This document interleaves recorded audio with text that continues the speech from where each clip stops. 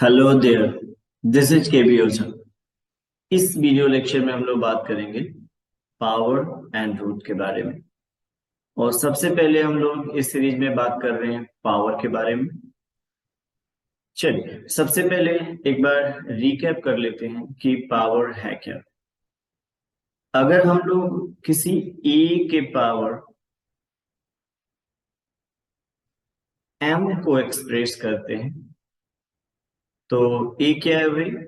तो ए को हम लोग कहते हैं कि ए क्या है? ये बेस नंबर है, बेस नंबर है। और यहाँ जो m लिखा हुआ है, जो इसके पावर को हम लोग कहते हैं, तो इसको हम लोग बोलते हैं ये एक्सपोनेंट। क्या है ये? एक्सपोनेंट है। आप पावर बोल सकते हैं, आप ऑर्डर बोल सकते हैं। तो जब भी आप पावर के एक्सप्रेशन आप लिखते हैं तो आपको ये ध्यान रखना होगा कि जो नंबर होता है उसको हम लोग बेस नंबर बोलते हैं, और जो पावर होता है उसको एक्सपोनेंट बोलते हैं। एज फॉर एग्जाम्पल, ये मतलब क्या होगा इसका? तो अगर हम लोग a का पावर m लिखते हैं तो इसका मतलब होगा a का हम लोग रिपीटेड मल्टीप्लीकेशन करेंगे। दैट मीन्स बेस का रिपीटेड मल्टीप्लीकेशन करेंगे। तो ये होगा a into a into a into a, और ये कितना बार होगा भाई? कितना बार होगा? तो m टाइम्स। दैट मीन्स जो एक्सपोनेंट लिखा हुआ है ना, उतना बार होगा। जैसे अगर 2 का पावर अगर हम लोग को 5 बोल दिया जाए तो यहाँ बेस नंबर क्या हो गया? 2, और पावर कितना हो गया? 5। तो भाई रिपीटेड मल्टीप्लीकेशन किसका होगा? 2 का। यस, बेस नंबर का रिपीटेड मल्टीप्लीकेशन हम लोग करते हैं। तो हम लोग 2 को मल्टीप्लाई करेंगे, 2 इंटू 2 इंटू 2 इंटू 2 इंटू 2। कितना बार करना है? 5 टाइम्स। तो 1 2 3 4 5। ये मतलब होता है पावर का। क्या ठीक है? तो इस सीरीज में हम लोग बात कर रहे हैं लॉ ऑफ एक्सपोनेंट्स के बारे में। यानी कि ये जो पावर्स जो हैं वो आपस में अगर इनका हम लोग मल्टीप्लिकेशन, डिवीजन या फिर पावर का पावर करें तो ये किस तरह से काम करते हैं। तो इस सीरीज में हम लोग कर चुके हैं पहला law, a to the power m into a to the power n, और इसका वैल्यू कितना होगा? a to the power m plus n। That means अगर बेस सेम है, बेस अगर सेम है तो मल्टीप्लाई वाले कंडीशन में पावर्स जो होता है वो ऐड हो जाता है। फिर सेकंड लॉ हम लोग कर चुके हैं कि अगर बेस सेम है, a to the power m और a to the power n, that means दोनों का बेस सेम है, और अगर डिवीजन है तो पावर यहाँ पे सब्ट्रैक्ट हो जाता है। दैट मीन्स मल्टीप्लाई होने पर पावर ऐड होता है और डिवीजन होने पर सब्ट्रैक्ट हो जाता है। और फिर हमने थर्ड रूल के बारे में किया कि अगर किसी नंबर का पावर है और उसका फिर से हम लोग पावर करते हैं, दैट मीन्स पावर का पावर अगर हो रहा है तो वैसे केस में ना वो ऐड होगा ना सब्ट्रैक्ट होगा, बल्कि मल्टीप्लाई हो जाएगा। दैट मीन्स पावर का पावर आपस में मल्टीप्लाई हो जाता है। तो ये तीनों लॉ ऑफ एक्सपोनेंट हम लोग ऑलरेडी कर चुके हैं इसी सीरीज के 3 प्रीवियस वीडियो लेक्चर में। और आज का वीडियो इस सीरीज का चौथा वीडियो लेक्चर है, जिसमें हम लोग फोर्थ लॉ को कवर करेंगे, जो है कि अगर किसी नंबर का प्रोडक्ट है और उसका पावर अगर है कुछ भी, जैसे नंबर कोई मल्टीप्लिकेशन में है और उसका पावर अगर कुछ भी है, तो देखिए वो उन नंबर के पावर के रूप में हम लोग एक्सप्रेस कर सकते हैं।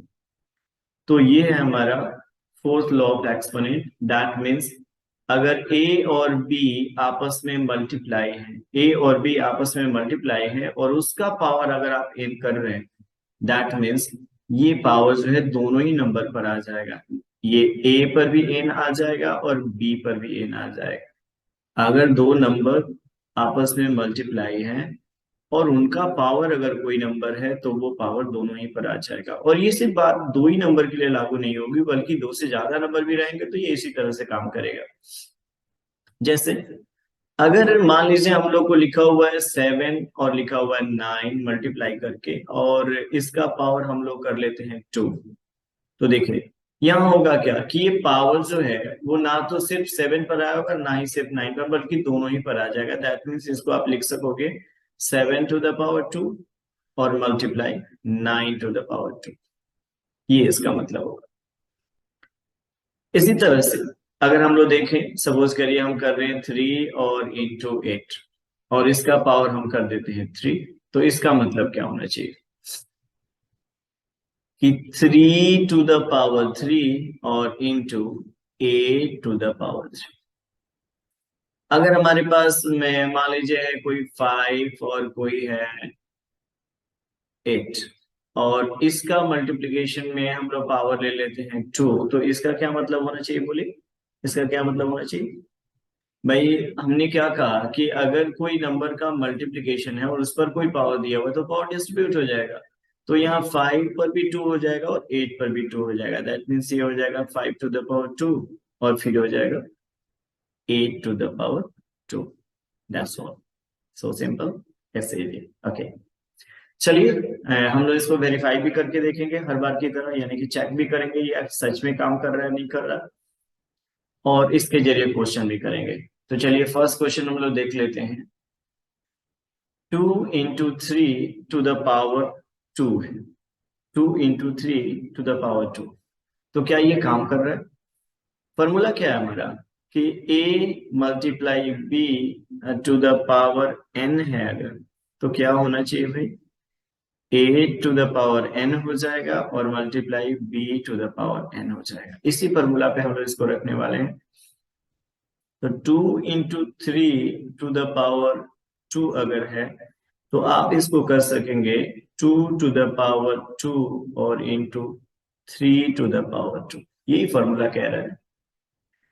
और अगर आप इसको सिंप्लीफाई करना चाहते हैं तो 2 to the power 2 कितना हो जाएगा भाई, तो ये हो जाएगा 4 और 3 to the power 2 कितना हो जाएगा 9। दैट मीन्स इसका वैल्यू कितना आ गया 36। चलिए इसको एक बार हम लोग वेरीफाई कर लेते हैं। ये हमारा सोल्यूशन यहाँ पे हो गया। चेक कर लेते हैं क्या सच में ये काम कर रहा है, क्या सच में ये काम कर रहा है। तो ठीक है, 2 into 3 to the power 2 किया हुआ है, तो हम मान लेते हैं कि 2 into 3 हमारा बेस नंबर है, सिंपल। तो भाई आप अंदर में मल्टीप्लाई कर लो। ओके, तो ये कितना हो जाएगा 2 into 3 अगर हम लोग मल्टीप्लाई करें तो क्या हो जाएगा 6, 6 to the power 2। और ये कितना हो जाएगा 6 into 6 और इसका रिजल्ट कितना होता है 36। यस, ये काम कर रहा है। हाँ, तो इस तरह से आपने देखा। अब देखिए ये है तो सिंपल चीज, लेकिन आप इसको छोटा नहीं कर सकते हैं क्योंकि कैलकुलेशन में ऐसी चीजें आती रहती हैं और एक ही चीज का जरूरत है कि आप कितने कॉन्फिडेंट हो। तो अगर as a law, as a rules अगर आपके दिमाग में ये है तो आप आराम से कॉन्फिडेंस से क्वेश्चन को करेंगे। अदरवाइज फिर कंफ्यूजन होगा, पता नहीं ये 1 पर आएगा या फिर 2 पर आएगा, ऐसा करके। तो बस इस चीज के लिए हम लोग को करना है कि ताकि हम कॉन्फिडेंस में रहें कि ऐसे होता है। चलिए यहाँ एक और क्वेश्चन देख लेते हैं। 3 into 4 to the power 2 है, तब क्या होगा। तो एक बार फिर से फॉर्मूला रख लेते हैं। a to the power, sorry, हम लोग इसको कर लेते हैं इस तरह से।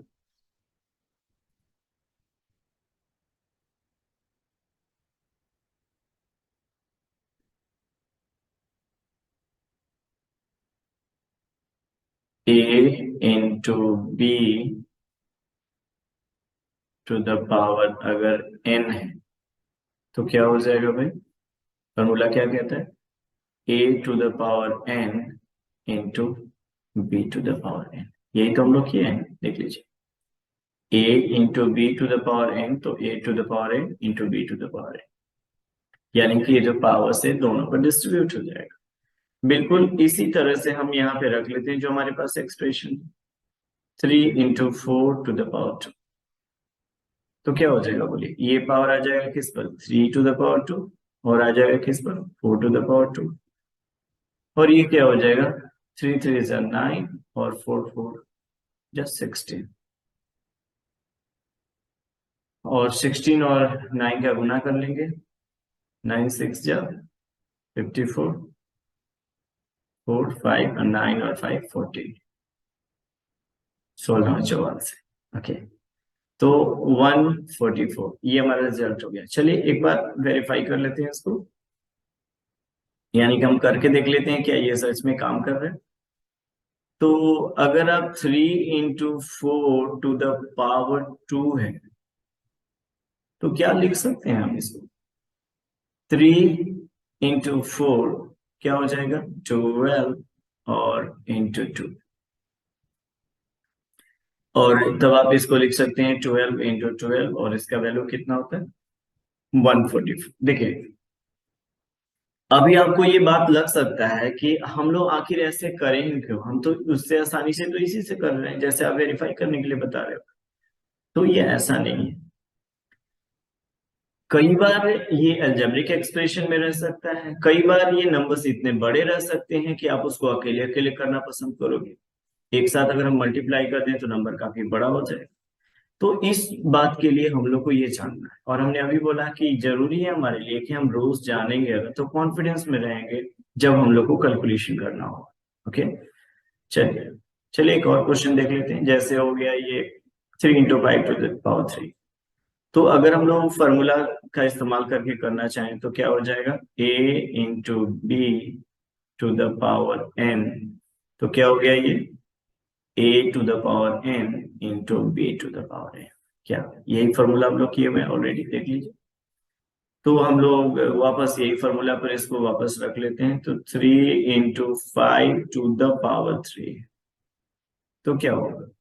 3 टू द पावर 3 और × 5 टू द पावर 3। बोलिए क्या हो जाएगा?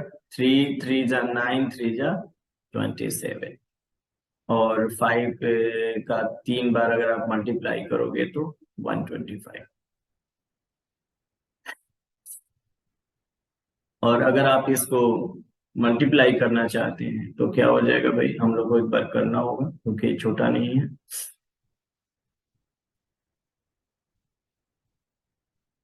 125 में 27 का करना होगा। 7×5 = 35, 3, और 7×2 = 14, और 3 17, 1, और 7 और 1 8, और ये हो गया 250। ओके, तो ये हो गया 5, और ये हो गया 7, और ये हो गया 13 और 3, यानी कि 3375। तो आप यहाँ पे लिख सकते हैं 3375। आई होप कि मल्टीप्लिकेशन सही हो। अब एक बार इसको हम लोग वापस वेरीफाई कर लेते हैं कि क्या ये सच में काम कर रहा है। तो कैसे करेंगे भाई? वेरीफाई कैसे करेंगे आप?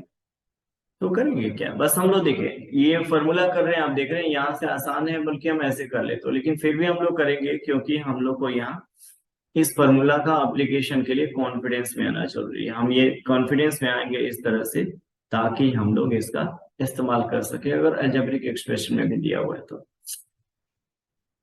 तो वेरीफाई कर लेते हैं। वेरीफाई करने का मतलब दूसरे तरीके से चेक कर लेते हैं क्या रिजल्ट यही आ रहा है। तो 3 × 5 क्या हो जाएगा बोलिए? यानी क्या हो गया? 15 का पावर 3। दैट मीन्स क्या हो गया? 15 × 15 × 15। तो 15 15 225, और उसमें हम लोग 15 से मल्टीप्लाई करेंगे। चेक करना पड़ेगा एक बार फिर से। 2 5 में 15 से 5 5 = 25, 2 5 2 = 10, और 2 1, और 5 10 = 11, और ये हो गया 2 2 5। तो ये हो गया 5, ये हो गया 7, ये हो गया 3, ये हो गया 3। तो आप देख रहे हैं ये काम कर रहा है। Hello, yes. तो इस तरह से आप देखें तो हमने फार्मूला पर कुछ क्वेश्चन भी किया है, और एक तरह से इसको वेरीफाई भी कर लिया है कि ये फार्मूला काम कर रहा है। छोटे छोटे नंबर्स लेकर के हमने इसको यूज करना सीखा है, लेकिन आप इसको बड़े नंबर्स के साथ भी कर सकते हैं। आप इसको बड़े नंबर्स के साथ भी कर सकते हैं। मेरा क्या, बड़े नंबर्स के बाद, या कई बार इसको आप एल्जेब्रिक एक्सप्रेशन के साथ भी कर सकते हैं। जैसे मान लीजिए हम यहाँ पे अगर दिखाएं आपको, जैसे आपको लग रहा होगा कि ये नंबर्स को हम इससे अच्छा तो हम लोग मल्टीप्लाई करके कर लेंगे, लेकिन कई बार अगर आपको ऐसे दे दिया जाए कि अगर यहाँ पे ऐसे लिखा हुआ है x × y, पावर n, तो इसका मतलब होगा आप लिख सकेंगे x to the power n और into y to the power n। और कई बार आपको कैलकुलेशन में इसका इस्तेमाल करना पड़ता है, कई बार इसका जरूरत पड़ जाता है, कई बार ये एक्सप्रेशन आपके काम की चीज हो जाती है। तो इसलिए इस फॉर्मूला को हम लोग को सीखना है ताकि हम करते समय कॉन्फिडेंस में रहें। हाँ, बात बाकी आपको कैलकुलेशन में जो जैसे आपको इच्छा हो, जो आपको सहूलियत के उस हिसाब से आप कर सकते हैं। तो इस लॉ ऑफ एक्सपोनेंट को आपको आराम से सीखना होगा, आराम से, एकदम स्लो करके आराम से सीखिए। और जब लगे कि आपको कॉन्फिडेंस आ गया है देह में ताकत, तो आपको पता है आपको क्या करना है। चेक करिए अपने आप को और निकालिए इस सब का वैल्यू। तो इस वीडियो लेक्चर में हमने कवर किया इस लॉ ऑफ एक्सपोनेंट को। नेक्स्ट वीडियो लेक्चर में आगे की बात करेंगे। तब तक के लिए थैंक्स फॉर ज्वाइनिंग।